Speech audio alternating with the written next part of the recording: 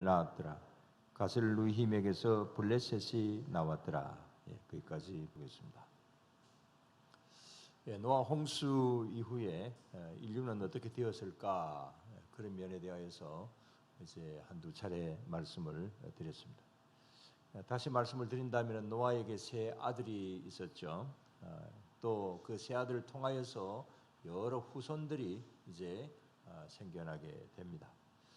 그리고 그 후손들을 통하여서 다시 이 세상에 많은 사람들이 있게 되고 또 생육하고 번성하고 새로운 시대가 이제 열려지게 됩니다. 또 새로운 문화를 형성을 해 가게 되죠. 근데 그 여러 가지 이제 일들 속에서 가장 큰 일은 이 바벨탑 사건이 일어나게 되는 일이죠. 자, 여기서 먼저 말씀을 드릴 것은 노아 홍수 이전의 그 세계는 전에 선사 시대, 주로 선사 시대였다, 이런 말씀을 드렸죠. 그래서 노아 홍수 이전의 그 시대에는 무슨 기록이라든지 그다음에 유물이라든지 이런 것이 거의 발견이 되지 않습니다. 먼 후대에 이제 와서 노아 방주가 이런 것이다 하고 지난번에 동영상을 통해서 보기도 하긴 했습니다만은, 그러나 그런 어떤 유적이나 이런 것이 많지 않습니다. 그러나 홍수 이후의 그 세대는 그 이후에는 이제 유물들도 많이 발견이 되고 그 다음에 또 기록으로 남겨진 것도 있고, 그래서 이제 그러면은 또 많이 발견을 할 수가 있습니다.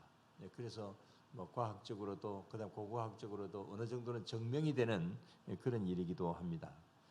자, 그러한 일들 속에서 바벨탑 사건, 이것은 오늘날 바벨탑이 이렇게 쌓여졌구나, 또 바벨탑의 진실이 이런 것이구나, 또 누가 바벨탑을 쌓았는가, 무슨 목적으로 쌓았는가, 이런 어떤 것들도 어느 정도는 이제 이야기를 할 수가 있습니다. 자, 그래서 이 바벨탑 사건, 11장에 이제 바벨탑 사건이 이제 구체적으로 나옵니다만은, 이 바벨탑은 누가 어떻게 왜 세웠을까, 이런 면을 앞으로 좀 말씀을 드릴 것인데, 자, 이 탑을 세운 자는 오늘 말씀 여기 8절에 보면, 자, 8절 말씀을 다시 한번 봅시다. 구스가 또 니무롯을 낳았으니 그는 세상의 첫 용사라 그랬습니다. 이 함의 손자인 니무롯, 이 니무롯이 이 바벨탑을 쌓았을 것이다. 그때 그 당시에 왕이 니무롯이었을 것이다. 이렇게 거의 모든 학자들이 그렇게 주장을 합니다. 또 거기에 대한 여러 가지 근거들이 있기도 합니다. 자, 그래서 오늘은 이 니무롯에 대한 이야기들을 좀 이제 하고자 합니다.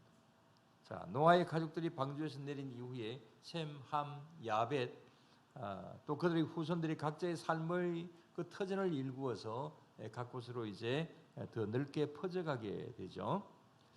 근데 오늘 여기 본문의 창세기 10장에 의하면 이 노아의 3형제들과 후손들이 어느 지역에 가서 정착을 했는지, 그 다음에 또 그 후손들은 또 어떤 사람들이었는지, 거기에 대해서 부분적으로 나오는 것을 볼 수가 있죠. 어떻게 보면 여기에 이 족보들이 쭉 나온다거나 또 지역 이름이 나온다거나 이게 무슨 큰 의미가 있는가, 그렇게 생각이 되기도 하고, 그 다음에 우리는 이 성경을 읽을 때 이 부분은 그냥 가볍게 넘어갑니다. 그러나 이게 이제 어떤 역사적으로나 고고학적으로 이렇게 발견을 하고 그 다음에 또 이런 면으로 그 연구가 되면 될수록 이게 이 지명이 이런 면으로 이제 된 것이구나, 또 이 이름들이 이런 것이구나라고 하는 것을 많이 발견을 할 수가 있습니다. 저도 역시 마찬가지로 옛날에는 그냥 그대로 지나치는 이름들이었는데, 그러나 여기 나오는 이 내용들이 구체적으로 살펴보니까 여기 이렇게 큰 의미가 있다, 역사적으로 이런 것이구나, 이런 것을 좀 많이 발견을 할 수가 있었습니다. 그 중에서 조금 전에 말씀을 드렸습니다. 특이한 인물 하나가 나오는데 그 이름은 함의 손자 니무롯입니다. 자, 저기 니무롯의 모습이 어떤가 한번 봅시다. 자, 저게 이제 출토된 그 유물 중에 하나입니다. 그래서 니무롯의 형상을 이제 부조로, 저런 걸 부조라 그러죠. 그런 것을 이렇게 이제 발굴을 해서 세상에 내어놓은 것인데, 니무롯이 저런 모습이랍니다. 잘생긴 것 같습니다. 그런데 저 니무롯에 대한 기록을 보면 창세기 10장 8절에서 12절까지 오늘 보았던 말씀들 거기에서 보면, 자, 거기에 한번 9절을 한번 봅시다. 다 같이. 8절에서 9절 다 같이. 구세가 또 니무롯을 낳았으니 그는 세상의 첫 용사라 그랬습니다. 9절에 그가 여호와 앞에서 용감한 사냥꾼이 되었으므로 속담에 이르기를 아무는 여호와 앞에 니무롯같이 용감한 사냥꾼이로다 하더라. 예, 거기까지. 예, 그 다음에 10절도 한번 봅시다. 그의 나라는 시날 땅의 바벨과 에렉과 악갓과 갈레에서 시작되었으며, 자, 이 니무롯이 통치한 지역도 이렇게 나오는 것을 볼 수가 있습니다. 자, 그런데 여기 한 가지 의문사항이 있는데, 그것은 11절을 보면 그 땅에서 아수르가 나아가, 이렇게 그런 말씀이 나옵니다. 11절을 보시면 11절에 그가 그 땅에서 아수르로 나아가 니느웨와 르호보딜과 갈라와 그랬습니다. 자, 그가 누굽니까? 그가 누굽니까? 예, 니무롯이죠. 그 땅에서, 자기의 그 땅에서 아수르로 나아갔다. 아수르의 수도가 어디입니까? 니느웨죠. 예, 그 후대에 이제 니느웨가 수도가 되게 됩니다만은, 여기에서 이렇게 보게 되면, 여기 이제 자세하게 보면 10장 22절에 보면 아수르는 셈의 차남입니다. 그러면 이 니무롯은 함의 손자입니다. 함의 계통입니다. 근데 어떻게 해서 이 함의 손자 니무롯이 셈의 차남인 아수르가 있는 그 지역으로 갔을까? 여기서 이제 그 의문점이 좀 들기도 합니다만은, 그러나 이것은 여기 니무롯이 이 셈의 아들인 아수르가 사는 이 지역을 정복을 했다. 전쟁을 해서 정복을 했다. 이런 어떤 면으로 이제 이 해석이 되게 됩니다. 이것이 미가서 5장 6절에 보면은 이 아수르는 바로 니무롯의 땅이다 그렇게 나와 있고, 그들이 칼로 아수르 땅을 황폐하게 하며 니무롯 땅 어기를 황폐케 하리라, 그런 말씀들이 있고, 역대상 1장 10절에도 보면 아수르를 니무롯의 땅이다 이렇게 나와 있기도 합니다. 그래서 이게 함의 자손이 바로 이 셈의 자손들을 쳐서 이제 한 나라로 만들었다, 이런 면으로 볼 수가 있는 거죠. 자, 그래서 이런 면으로 그 니무롯에 대하여서, 또 그 다음에 이 바벨탑에 대하여서 동영상이 하나 있는데, 이것을 한번 좀 보도록 하겠습니다. 여기 동영상 이름은 신이 된 니무롯. 나중에 이 니무롯이 이제 그냥 하나의 왕의 존재로만 있는 것이 아니고 신의 대상으로 되기도 합니다. 한 7분 48초 정도쯤 되는데 한번 보도록 하겠습니다.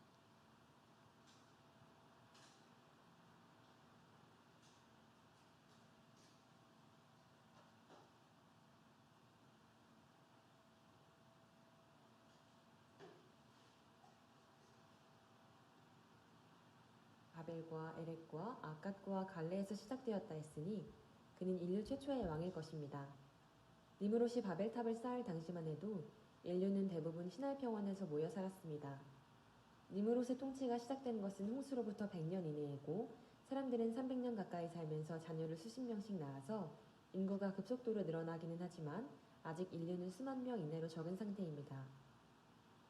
니무롯은 최초의 왕으로서 세상을 모두 지배하고 싶었으므로 사람들이 흩어지고 자신으로부터 벗어나는 것을 싫어했습니다. 그는 사람들의 분산을 막기 위해 모여 살면서 힘을 합치면 인류를 멸망시킨 하나님께 대항할 수 있다고 설득합니다. 또한 모여 살면 우리가 가장 강하고 떠난 사람들은 모두 우리를 두려워하고 존경하게 될 것이라고 가르칩니다. 그는 사람들이 구심점을 중심으로 살도록 유혹하려고 성을 쌓고 거대한 탑을 쌓는 공사를 강행합니다. 노아의 후손들이 바벨탑을 쌓은 계기를 좀 더 살펴보면 인류에게는 자신들이 발명한 벽돌과 역청을 이용한 건축술이 있었습니다. 그리고 여기에 추가로 사람들을 단합시키는 능력이 탁월한 지도자의 설득이 있었던 것입니다. 지도자가 유혹하는 그럴듯한 논리에 빠진 사람들은 자신들의 능력이 매우 탁월해졌다고 생각하게 됩니다. 새로운 과학기술이 있고 인간들이 총연합하기만 하면 이제 자신들은 하늘에도 닿을 수 있으며 세상에 무서울 것은 아무것도 없다는 집단적 오만함의 군중심리에 빠진 것입니다. 그들은 이제 하나님도 별것 아니라고 생각하게 됩니다. 자신들이 하늘에까지 도달하면 하나님이라 해도 강해진 자신들을 어쩔 수 없을 것이라 생각합니다. 유대인 역사학자 요세푸스의 기록을 보면 이는 모두 하나님께 대적하는 니므롯의 충동질과 선동으로 인해 벌어진 것이라 합니다. 하나님은 인류가 최초로 벌이는 전인류적인 사업의 실체를 알고 계셨습니다. 이는 하나님께 대항하는 마음과 흩어져서 살라 하시는 하나님의 지시를 정면으로 어기는 행동인 것입니다. 하나님은 그들이 한 마음으로 악해지지 못하도록 언어를 혼잡케 하기로 결정하십니다. 사람들이 흩어진다 해도 인구가 증가하면 똑같은 탑을 또 쌓을 수 있는데 하나님은 왜 인류를 흩어지게 하려는 것일까요? 사실 탑을 쌓은 것은 악한 사람의 선동에 모든 사람들이 휘둘린 결과일 뿐입니다. 지금은 모든 사람이 함족 속의 니므롯을 따르고 있지만 셈과 야벳의 후손 중에서는 하나님께 대항할 마음이 없는 사람들도 있을 것입니다. 만약 족속마다 언어가 달라진다면 믿음을 지키려는 족속과 하나님께 대항하는 족속들이 분리될 수 있을 것입니다. 결국 하나님께서 언어를 혼잡케 하시는 것은 탑쌓기를 중지시킬 1차 목적이 있고 부수적으로 하나님을 바로 섬기려는 사람들에게 선택권을 주기도 하는 것입니다. 이로 인해 셈 족속과 야벳 족속은 니므롯으로부터 멀리 떨어져 살면서 그의 선동 정치로부터 벗어날 수 있었던 것입니다. 하나님은 우리가 내려가서 그들의 언어를 혼잡케 하여 서로 알아듣지 못하게 하자고 하십니다. 창조 당시에 하나님께서 이제는 우리가 사람을 만들자고 하신 것과 같이 여기서도 하나님이 스스로를 1인칭 복수로 표현하십니다. 여기서 우리라는 용어는 삼위일체 하나님의 삼위가 서로 대화한 것일 뿐 천사들에게 말한 것은 아닙니다. 하나님은 천사들에게 우리가 함께 무엇을 하자고 말한 적이 없습니다. 사람과 천사는 모두 하나님의 명령을 받을 뿐이지 함께 협의하며 일을 진행하는 대상이 아니기 때문입니다. 언어가 흩어진 후에 사람들은 어떻게 행동했을까요? 이후에는 언어가 같은 사람들끼리 모여 각자의 길로 갔는데 그래도 상당수가 니므롯의 나라에 모여서 살았던 것으로 추정됩니다. 그들은 하나님이 왜 언어를 혼잡하게 하셨는지, 니므롯의 선동이 어떠한 역할을 했는지 등은 알지 못했을 것입니다.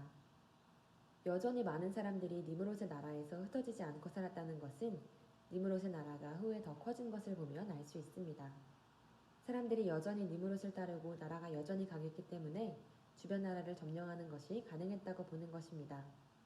이는 하나님의 징계 후에도 많은 사람들이 그들의 악함을 회개하지 않았다는 것이라 볼 수 있겠습니다. 언어의 혼잡 후에 니므롯은 흩어진 셈의 후손들을 쫓아가서 아수르 지역까지 진출합니다. 사람들이 흩어진 후 수십 년 혹은 100년이 더 지나면서 그들의 지역에도 인구가 많이 증가하였을 것입니다. 권력욕이 강한 니므롯은 사람들이 모여 살면서 새롭게 성장하는 지역에 관심을 가지고 있었을 것입니다. 이제 흩어진 사람들도 번성하여 촌락이나 성읍이 형성되어 가니까 니므롯은 그들이 더 커지기 전에 쳐들어가서 모두 다 지배하려고 한 것입니다. 그는 새 성읍으로 들어가서 통치권을 그대로 접수하거나 혹은 저항하는 곳은 전쟁으로 점령했을 것입니다. 그래서 그는 셈족의 땅인 니느웨까지 진출했습니다.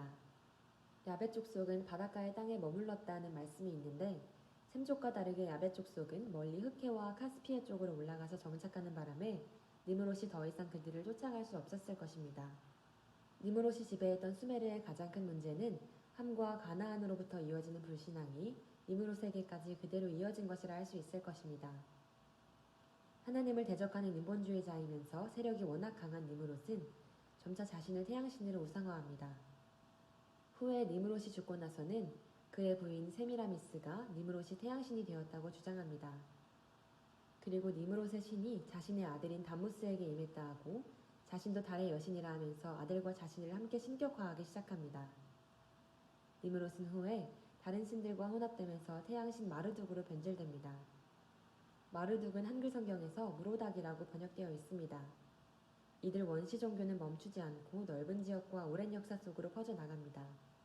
마르둑은 수천 년간 여러 국가들에서 가장 높은 신으로 오랫동안 숭배받습니다. 수메르와 바벨론의 남신과 여신은 모든 사람들이 좋아할 수밖에 없었습니다. 왜냐하면 그들은 농사를 잘 되게 하고 풍요를 가져다주는 신이라는 정체성으로 퍼져나갔기 때문입니다. 사람들은 누구나 복을 좋아하는데 특별히 세계에서 가장 많은 인구가 오래전부터 믿어왔다 하니 이들 바벨론의 신들은 묻지도 따지지도 않고 무조건 섬기는 것입니다. 후에는 이스라엘 백성들도 이런 이방신들을 숭배했습니다. 에스겔서 8장 14절에는 그가 또 나를 데리고 여호와의 전으로 들어가는 북문에 이르시기로 보니 거기에 여인들이 앉아 담무스를 위하여 애곡하더라는 기록이 있습니다. 이 우상들은 지역과 시대가 바뀔 때마다 계속 사람들이 좋아할 만한 존재로 탈바꿈합니다. 담무스는 태양신, 바알, 금송아지 등으로 섬겨지고 여신은 바벨론의 아스타롯, 페니키아의 아세라, 그리스의 아프로디테, 에베소의 다이아나 또는 아데미가 되고 고대 로마에서는 비너스 등으로 변합니다. 성경 사사기 2장 13절에서는 그들이 여호와를 버리고 바알과 아스타롯을 섬겼다고 기록되어 있습니다. 수메르와 이를 이어받은 바벨론의 신비 종교는 이렇게 모든 종교들의 뿌리가 되었습니다. 역사학자 레이아드는 모든 우상 숭배가 바벨론으로부터 시작되었다고 말합니다. 이번 영상에서는 니무롯으로 인한 인간들의 타락, 여신과 아들을 믿는 종교의 발생 등에 대해서 알아봤습니다. 종교들은 계속해서 서로 혼합되고 변질되어 갑니다. 그러나 하나님과 성경 말씀은 영원히 변하지 않습니다. 우리는 하나님의 말씀을 잘 배우고 지키며 변하지 않는 믿음과 사랑으로 나아가야 하겠습니다. 시청해주셔서 감사합니다.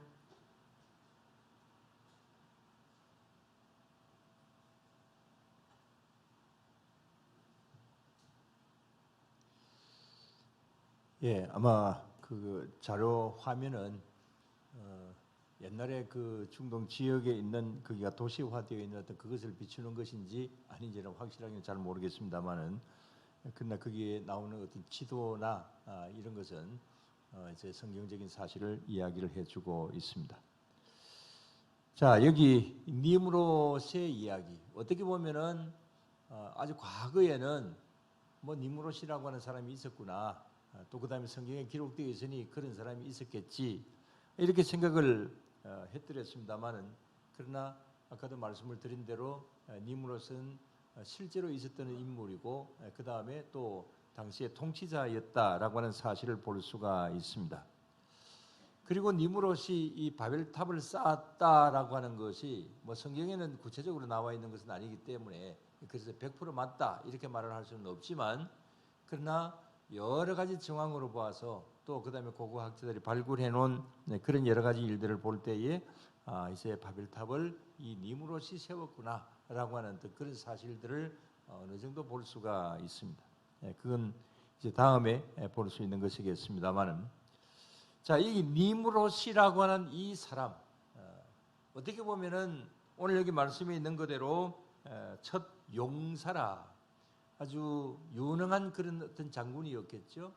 그리고 또 정복 전쟁을 일으켜서 그래서 이제 왕이 되게 됩니다.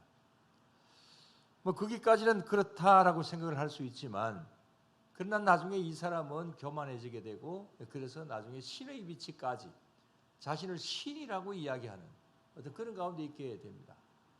그리고 또 그의 이제 부인도 역시 마찬가지로 나중에 이 부인이 나중에 아주 좀 그 자기 스스로를 신격화시키고 그래서 아세라 신, 그 다음에 아스타롯 이런 어떤 신의 이름으로 나중에 섬김의 대상이 되게 됩니다. 자기 아들도 역시 마찬가지로 신의 대상이 되게 되고, 그래서 정말 이 잘못된 어떤 그런 모습을 가지게 되죠. 여기서 마지막으로 말씀을 드릴 것은, 우리가 어느 정도의 이름을 가지고 그 다음에 그 어떤 직책의 이름이나 또 그 다음에 다른 사람들이 나를 알아주는 어떤 그런 이름이나, 많은 이름이 나는 것은 좋죠. 널리 나의 이름이 나타내어지는 것은 뭐 사람은 다 명예를 좋아하기 때문에 다 좋아합니다. 그러나 거기에서 오는 어떤 인간의 교만함, 임계치를 넘으면 안 된다, 이런 말을 가끔 한 번씩 말씀을 드립니다만은, 어떤 한 기준을 넘어서 버리면 사람이 교만해지고 그 다음에 자기가 제일인 것으로 여겨 여기고 하나님은 안중에 얻게 되고 정말 신실한 사람으로 출발을 하지만 그러나 나중에 가서 자신이 잘 되는 어떤 일들을 통하여서 교만해지면서 그야말로 님으로서는 하나님에게까지 대항하는 바벨탑을 쌓게 되는 어떤 이런 면들까지 나아가게 된다라고 하는 그런 사실을 볼 수가 있습니다. 오늘날도 역시 마찬가지로 님으로서는 많이 있습니다. 어쩌면 나도 때로는 어떤 한 부분들 속에서는 내 스스로가 님으로시 되는 가운데 있을 때도 있습니다. 하나님의 영광을 드러내는 것이 아니라 내 영광을 드러낼 때가 있고 하나님께서 모든 일을 행하여 주셨는데 내가 한 것처럼 이렇게 여길 수도 있고 그래서 자칫 잘못하다 보면은 우리도 님으로시 될 수도 있다. 이런 사실들을 우리는 생각을 하면서 우리는 항상 겸손하게 주님 앞에 바로 설 수 있는 그런 가운데 있어야 될 것이고 절대로 임계치를 넘어가는 그런 가운데는 있지 말아야 될 것이고 내 가정과 또 우리 교회와 내가 속한 모든 단체와 환경 속에서 우리는 항상 질서를 지키고 주님의 은혜 아래 주님 앞에 우리가 겸손한 자세로 서서 그래서 님으로시 되는 것이 아니라 겸손하게 하나님 앞에 무릎을 꿇는 그런 하나님의 귀한 하나님의 백성들로 늘 항상 나아가야 될 줄로 믿습니다. 기도드리겠습니다. 하나님 아버지 감사를 드립니다. 주님 오늘도 주님 앞에 나와 우리는 부족합니다. 연약합니다. 라고 하는 말로 또 그런 자세로 주님 앞에 나와서 예배를 드릴 수 있게 하여 주시고 그런 면에서 하나님 앞에 나아갈 수 있게 하여 주심을 감사를 드리옵나이다. 오늘도 이 시간 주님 앞에 간절히 바라옵고 원하기로는 적어도 주님 앞에는 항상 겸손할 수 있도록 주님 도와주시옵소서. 모든 영광 하나님 앞에 돌려드리고 내 영광으로 삼는 것이 아니라 나를 나타내는 것이 아니라 하나님 앞에 하나님을 높이며 나아가는 신실한 주님의 백성들이 언제나 다 되게 하여 주시옵소서. 우리 모두 다 절대로 님으로시 되지 않게 하여 주시고 하나님 앞에 더 합당한 모습으로 서가는 겸손한 저희들로 삼아 주시옵소서. 오늘도 이 시간 이런 면으로 우리 모두를 이끌어